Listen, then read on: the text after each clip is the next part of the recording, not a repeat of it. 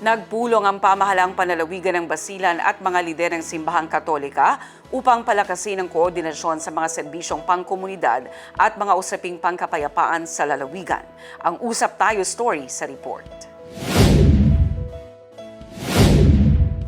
Sa Usap Tayo program ni Basilan Governor Mujib Hataman, nakipagpulong ito sa mga pare at madre ng prelatura ng Basilan upang talakayin ang mas maayos na pagtutulungan sa mga programang panlipunan at pangkapayapaan. Kasama sa pulong si Isabela City Mayor Siti Jalea Dada Hataman at si Reverend Father Rodel Angeles ng Santo Rosario Church at iba pang lider ng simbahan.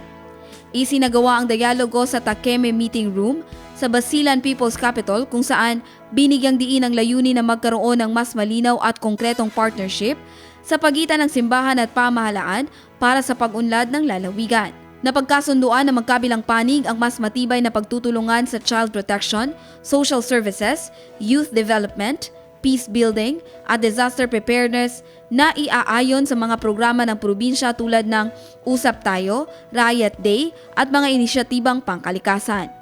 Ayon sa mga kalahok, mahalaga ang sama-samang pagkilos upang mas mapabuti ang serbisyo at matiyak ang kapayapaan at kaunlaran sa Basilan.